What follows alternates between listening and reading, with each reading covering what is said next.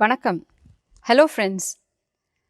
We have been seeing the rise of the early Cheras and Cholas, and as we embark on exploring the rise of the early Pandyas, we should remember that throughout the Sangam period there existed independent rulers who were equally powerful, and these rulers kept the aggressions of the triumvirate in check.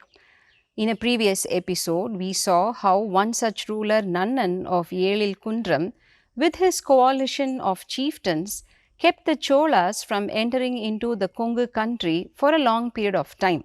Some of them grew in might and became monarchs in their own right in due course of time, with many Sangam poets singing their praises, especially their philanthropy rather than their military exploits. History shows how they held their own despite the growing power of the Great Three. We also saw about the Kadamba dynasty that existed well into the medieval period. One such monarchy that kept the aggressions of the Chera dynasty at bay was the I kingdom that existed to the south and east of the Chera country. The region was also known as Venadu on account of the bamboo forests. Ptolemy, in his accounts, records the I kingdom, mentioning its territory as lying on the western seashore between Kottaru and Adankodu, that is today's Nagarkoil. He also records the commercial centers of Bommala, Melkunda, and Ilangon, and notes that the territory extended up to the cape, a cape being a piece of land jutting out into a water body, usually a sea, in this case the Kanyakumari. Melkunda is identified with the Neysandi of Pliny and the Nelkunda of Periplus and is today identified as Nirkundram. This was an important trade center.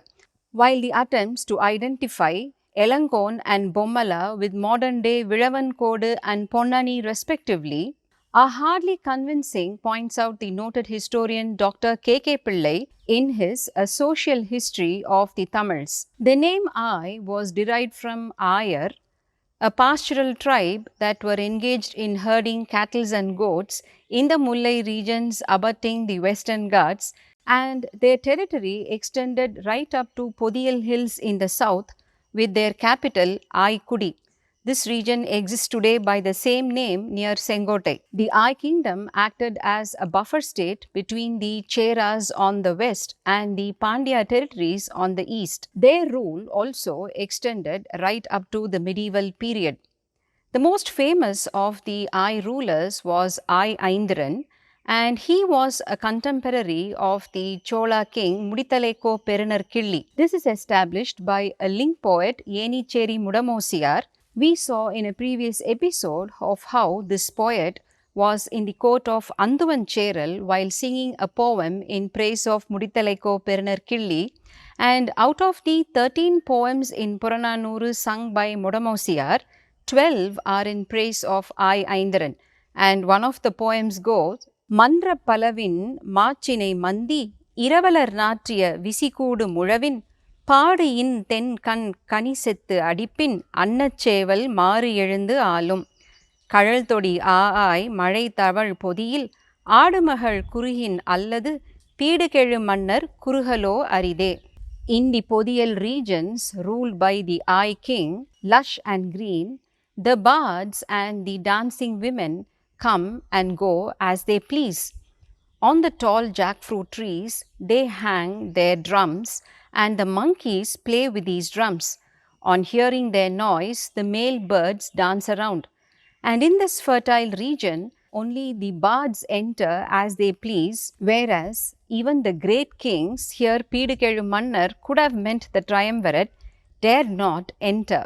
An independent ruler of great might, I Aindran was also one of the 7 last great patrons, the Kadayelu Vallalgal, Adiyaman, Pari, Kari, Ori, Nalli and Behan being the others, and he patronized, besides Urayur Yenicheri Mudamosiar, several other poets including Paranar, Kari Kannanar, Turayur Vodaikilar, Kuttuvan Kiranar and Parankottanar. Given their powerful position, it would be a crime to call them as chieftains, points out K.N. Sivaraja Pillai in his The Chronology of the Early Tamils. A contemporaneous and equally powerful ruler who presided over the seat of Koodal was Ahudai. Both Paranar and Kapilar have sung his praises, and a poem by Paranar goes, "Inkadungkallin Ahudai Kalittodu நன்கலன் ஈயும் நாள் மகிழிருக்கை அவை புகு பொருநர் பறையின் ஆனாது." These lines capture the philanthropic nature of Ahudai, who liberally gifted the bards who sang his praise with jewelry, toddy, and even elephants. North of Koodal, somewhere along the coastline lying between the rivers Vaigai and Kaveri, there was another contemporary chieftain, Evvi I, who went to war with Ahudai, and in the Puram poems 233 and 234, the poetess Vellirukku Ilayar sings, "பாவடி யானை பரிசிலர்க்கு அருக சீர்கெழு நோந்தாள் Akuthai." Ahudai, who gifted the big-footed elephant to those who sang his praise. In this war, Evvi I loses his life, and Vellirukku Ilayar also sings about Evvi. Ahudai, however, in turn could not hold out against the aggressions on Koodal from the south of his territory that came from one of the earlier rulers of the Pandya dynasty, Nedindir Seliyan, who ruled from Korkai. Though it is accepted that the Pandyas are the oldest of the triumvirate, having ruled the Tamil regions for the longest period of time, the problem in identifying the early rulers arises out of the mythical stories that surround the early kings. Recorded in the 8th century, the bilingual copper plates of Velvikudi give an account of the early rulers which is steeped in mythology and is better not mentioned here. Part of the myth arose out of the somewhat similar names between the Pandyas and the Pandavas of the Mahabharata, and the fact that there existed a Madura in the north added to it, giving rise to a number of stories connecting the two. Historian K.A. Neelaganda Sastri, in his The Pandyas from the earliest times to the 16th century, points out even how the two great Sanskrit scholars of the last generation, R.D. Bhandarkar and Professor Max Muller, connected the Pandyas with the Pandavas of the Mahabharata. He also shows how the Arthasastra makes a mention of the Pandya kings of the south, where Kautilya writes about the pearls that were exported from these regions, calling them Pandya Kavada, as also Maduram, the name that he gives, for fine variety of cotton textiles that were exported from these regions. The Greek diplomat who visited the country during the rule of Chandragupta Maurya in the 3rd century BCE wrote the famed accounts of Indica that are lost to us, the bits and pieces of which were found and quoted by later historians gives again a mythical account wherein it claims that the Greek king Hercules had a daughter by the name Pandaya, who was gifted with the southernmost part of peninsular India consisting of 300 territories, and how she ruled over these regions with the support of an all-woman army. In his book Pandiyar Varalaru, published in the year 1940, the great Tamil scholar T.V. Sadasiva Pandarattar begins his account with this story of Megasthenes, and he links this Queen Pandaya to the presiding deity of Madurai, the queen goddess Meenakshi. We are definitely on safer footing following the chronology of K.N. Sivaraja Pillai that he gives in his work, The Chronology of the Early Tamils. K.N.S. adopts the same logic that he adopted for establishing the first known ruler of the early Chola dynasty as the one who captured the seat of Urandai, as also the first ruler who established the Chera dynasty proper as the one who occupied the seat of Karuvur. K.N.S. identifies the first ruler who occupied the seat of Koodal as the founder proper of the early Pandya dynasty, and for this he takes the reference of a Sangam poem by Madurai Peralavayar in the Agananuru poem 296 belonging to the Thinai Marutham, a very interesting Agam setting that goes, "கோதை இனர குறுங்கால் காஞ்சி போது அவிழ் நருந்தாது அணிந்த கூந்தல் அரிமதர் மழைக்கண் மா அயோளொடு நெருநெய்யும் கமழ் பொழில் துஞ்சி இன்றும் பெருநீர் வையை அவளோடு ஆடி புலரா மார்பினை வந்து நின்று எம்வையின் கரத்தல் கூடுமோ மற்றே. The heroine's confidant asks the hero who seeks entry into her quarters, "Yesterday you enjoyed yourself with her, the woman who wore the kanji flowers in her long tresses with her kohl-rimmed eyes, and today you enjoyed bathing in the waters of the Vaigai with her, and here you come where even the wetness on your chest hasn't dried up, seeking entry into my heroine's quarters. Would you dare refute these allegations?" She goes on, "பரப்பில் பல் மீன் கொள்பவர் முகந்த இப்பி நாரரி நரவின் மகிழ் நொடை கூட்டும் பேரிசை கொற்கை பொருணன் வெண்வேல் கடும்பகட்டு யானை நெடுந்தேர் செழியன் மலை புரை நெடுநகர் கூடல் நீடிய மலி தரு கம்பலை போல அலராகின்றது அது பலர்வாய்ப்பட்டே." It has become the gossip and talk of the town. Like what?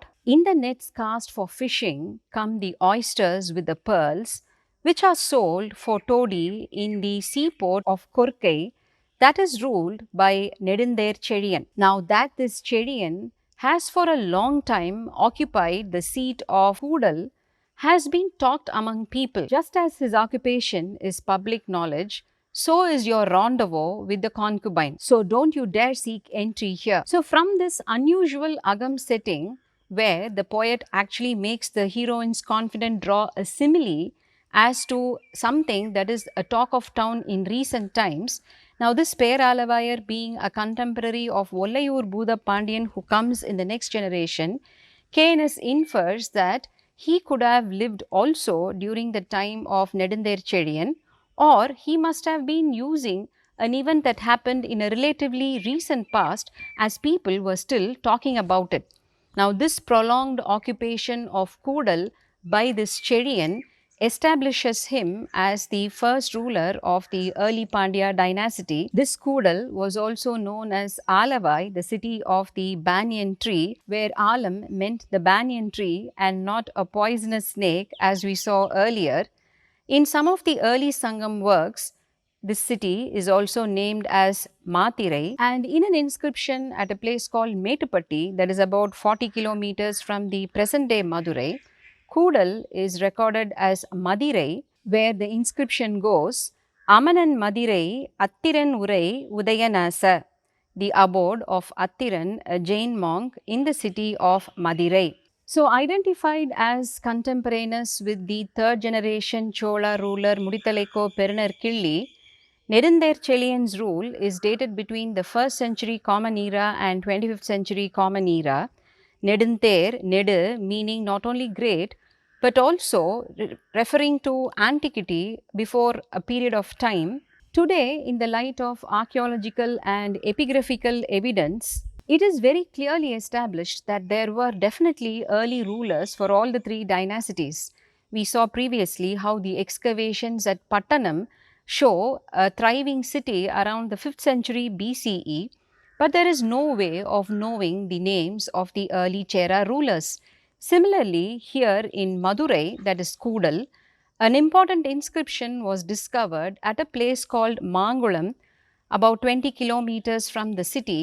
Though we have seen about this earlier, a quick recap: discovered in the year 1881 by Robert Sewell, the inscription itself was read only in 1924 by the epigraphist K.V. Subramanya Iyer, who instead of using the Prakrit script as was the practice in those days, applied Tamil and read it.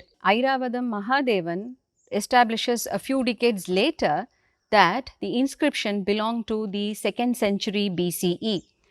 KNS published his chronology of the early Tamils in the year 1932.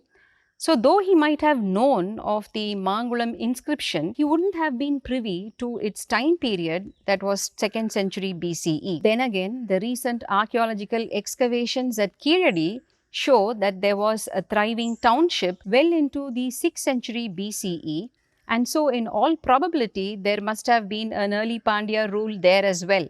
Mahavamsa is a famous Ceylonese chronicle that is part history and part mythical, and there it records how Pandyas were ruling Madurai during the time of Buddha's nirvana, that is dated to around the 6th century BCE. So, setting aside mythical accounts as well as historical accounts for which there are no link references to correlate, we will go by the chronology given by KNS that starts with the 1st century AD with Nedunjerian, whom he names as Nedunjerian the First, corroborating from Sangam references, and also vouched for by K. A. Nilakanda Sastri in his work The Pandyas from the earliest times to 16th century that was published in the year 1929. We will continue to explore the rise of the early Pandyas in the next episode. Vanakkam.